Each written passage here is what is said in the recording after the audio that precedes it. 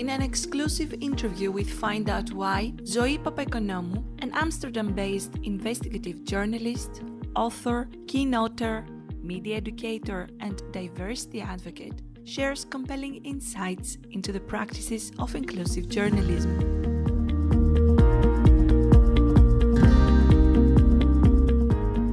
In the discussion that follows, Zoë answers timely questions.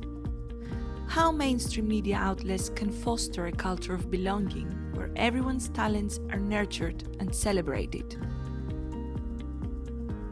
What tools chief editors can wield to practice inclusion.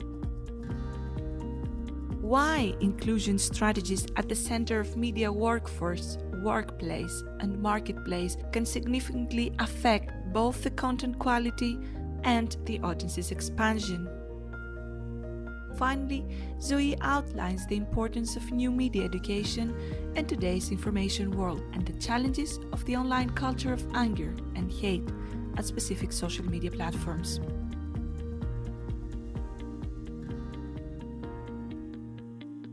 Stay tuned, because today we look at the decisions involved prior to the news production, and hopefully we are one step ahead on deciding what we should look for during our media consumption.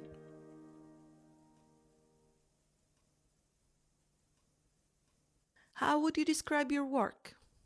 My work is primarily focused on diversity and inclusion within the mainstream media, and I must maybe say the lack of diversity and inclusion in mainstream media. What you see is that the media profession, so many journalists that work in mainstream media, they're a very homogeneous group. It's quite male, it's white, but also from a middle or upper class. What I'm focused on is what this means, that there's such a homogeneous group working in media and deciding what we see everywhere, what that means for the coverage. And let me say that in general, I think they all, of course, mean well and do their best to deliver thorough stories. But there are a lot of differences between individual journalists. For example, if I cooperate with an interviewer, not depends for me also on the journalist. Not even which paper or whatever he or she's from. I would always be curious what kind of articles they wrote before, for example, because it differs a lot how people work and what their viewpoints are. How would you describe the mainstream Dutch media landscape? A quite conservative profession. Mm-hmm. They've been working in a certain way for a long time, and you see this also in something like adapting online coverage. This was very difficult for a lot of television and newspaper outlets because they just wanted to work the same way they were always working, and now they had to think about online, and it took a long time for quite some of the media outlets in the Netherlands. So they're conservative. They don't very much like change. Mm-hmm. I think what's also important is that they are very short-term focused. This makes sense, of course, as well, because they're news people. So they like to make their piece and then it's finished and so we can move on to the next. And if you are talking about diversity, which I'm convinced of, it makes your news better if you have a diverse coverage in all sense, in all kinds of ways. And diversity and inclusion are actually very long-term processes. You need patience, it needs attention all the time. So that's difficult. Also, if I can maybe name one other, which is also quite important, I think it's an arrogant profession. They're quite arrogant. They are very used to reflect on everything because that's their job. They're researching and reflecting on power, powerful institutions, society, but they're not really used to being reflected on. That makes it very difficult when people have criticism or talk about diversity. They're easily offended and push back. Are they transparent? There should definitely be ways that you can share your information and story as a journalist while also explaining how you have come by your sources and content. That makes it, for me, more trustworthy if people do that. And this is lacking in the Netherlands. So when I discuss this with colleagues, many of them are really like, yeah, but that's boring. Because we are storytellers, and why do we have to tell the public what we exactly did? But I am convinced that trustworthiness of content will be, and I definitely hope it will be, getting more important. There's no explanation about why you contacted this or that source. What has to change in order for Dutch media to reach that point of openness? I feel one of the main things that we should lose as journalists to be a little bit more humble in how we present ourselves and how we work, because we are also people. We have our own prejudices, we have our own thoughts about life, and we shouldn't claim that we are neutral or know how it works. We also do not have a clue. And if we would be chief editor of the NOS, which is the biggest news, we would bring totally different news than the current chief editors. And it's not that said that our news will be better, it will be different. The reason I'm so critical is because I really love journalism and I feel it's really important. But I feel we can do a lot better. We need to evolve ourselves all the time and be critical in our ways of working. Do you see a shift towards freelance journalism? So a lot of people I know that are freelancers, they chose to be freelancers because they wanted to have freedom.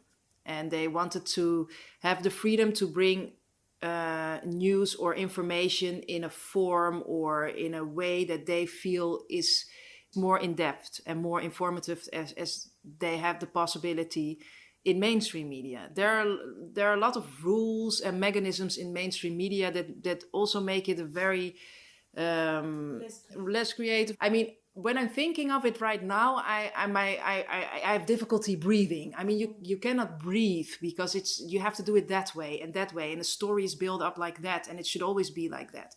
Well, who says it has to be like that? There are many ways to build up a story.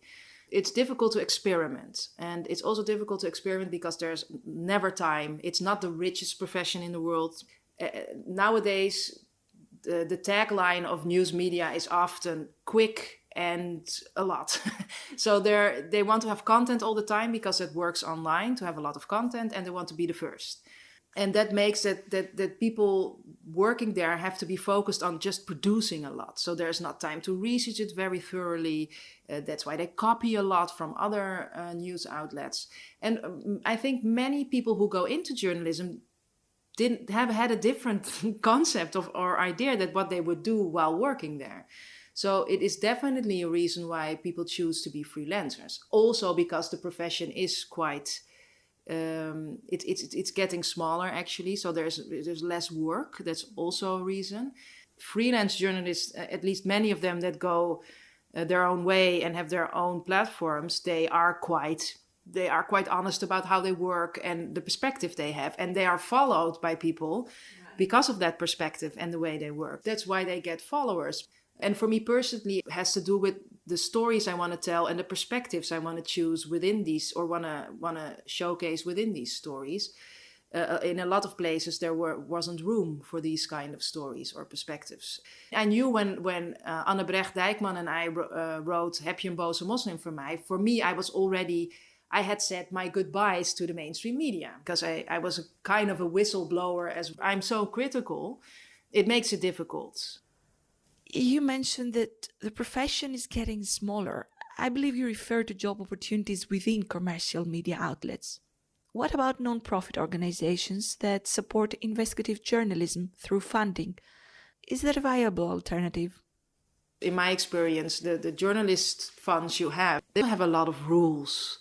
And some of them are also quite old school in how they judge who is getting funding. Yeah, exactly. I mean, I also am quite critical of investigative journalism in the Netherlands in the sense that there's a lot of interesting research being done, but it's also everything has to be revealing. So you have to reveal something. So if you want to apply for a fund, you have to show what you're going to reveal. But the thing is, you often don't know. And it's always based on something with government or something. Or money, or things like that. And it's very important, don't get me wrong, but there are many different ways of revealing stuff. And revealing stuff about diversity and inclusion is considered less sexy and interesting in general. What does the audience miss when there is not diverse and inclusive media content? For me, inclusive journalism should be just journalism because journalism should be inclusive. As an editorial group, it helps if you are more diverse. And I do find that very important, especially if you look at the Netherlands. We are a country where, for example, in Amsterdam, I'm part of the norm. I'm part of the norm in the sense that I am bicultural. However, in Amsterdam television, most people that work there are not bicultural. So I would take you more seriously as a media outlet if you have these kind of diversity in. But it also has to do with diversity in perspectives. Because there's a difference between having a diverse workforce and inclusion in the sense that if they have to do what everybody is doing already, then there's no difference. Exactly. Yeah, it's the same. If you say that you are a journalistic outlet and you want to report on society, then I feel you should always try to be inclusive, because otherwise just call yourself something different. But do not pretend you are a journalist or a journalist company that is trying to portray society, because then you're not even trying. Do people trust media in the Netherlands? There is definitely an issue with trust. I mean, I think in one survey, it was one of the least trusted institutions in the Netherlands, like under church and all kinds of stuff. But still, I mean, I do feel that a lot of people take their news from mainstream outlets as well, depending on the age group. What about the role of social media? So you have a certain group that is quite old school and watch linear television and stuff like that. But I think maybe under 50, and especially the younger groups, they watch news via social media. Is that a safe alternative for the quality of news consumption, turning to social media? I do feel that the education of the public from an early age is very important. How do you choose your news sources? I do think it's really important, and that's also what I did for quite some time with my company, was giving education to children, also grown-ups. I mean, I feel that it's very important from a young age to know how information online works. What would be your advice for our listeners? I think, well, at least to check different kinds of news outlets is already a start, because you see how news is described from different perspectives. I have in the Netherlands a few more investigative, journalistic focused platforms, or more focused on diversity, that I just follow, like One World. Well, I'm writing myself for Nieuw Wij, of course. You have the Groene Amsterdammer, Vrij Nederland. 360 is also interesting if you're talking about international pieces. But I would also recommend in following individual journalists, or independent, or within these bigger mainstream media. I think we also live in an era. It's also good to focus on individual journalists as well. Then you know their work and you know their perspective, so you also know what you can get. But if you want to have all different kinds of perspectives, you just need to follow different kinds of news outlets. But it's good to know what kind of outlet it is, so where the information is coming from.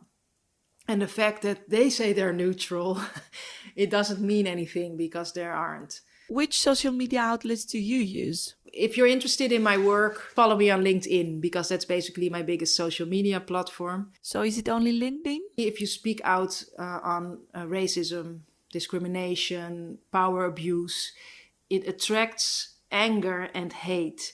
I also sometimes think about what I'm saying, especially if I'm speaking at bigger platforms. I will ask them, please do not put anything on Twitter, because for me, and especially a lot of other people that are more public figures than I am, it's horrible. It's really horrible. Many journalists do not understand, because they're not experiencing that themselves. That's still a difficult thing to talk about, because people just don't want to believe it. They're more like, but for everybody it's difficult who's outspoken, but there are differences. What are your projects currently? So I'm working on a new book. This is about the diversity professional. So people who are diversity officers somewhere, or have diversity in their dossier at HR or something like that. And I'm doing this together with Kauthar Bushalik. So we are interviewing people who are a diversity professional or researchers that research this field to showcase their experience, but also to combine that with research and also make a practical, constructive book for managers and people who want to know more about how you can make a organization more diverse. So that's a long-term project. Inclusion is not a process that can be standardized. I mean, there's not one road to inclusion, but it's good we want to have a lot of indicators and practical examples with what you can do. Also, of course, which I mentioned, I make Bonte Was podcast, and I'm working also on a bigger project about online discrimination, which is called Dat meen je niet. Are you kidding me? Something like that. And that's to see if we can create with upstanders a new norm of how people interact with each other, because there's a lot of discrimination online. That's also very interesting to do. Zoë Papaikonomou for Find Out Why.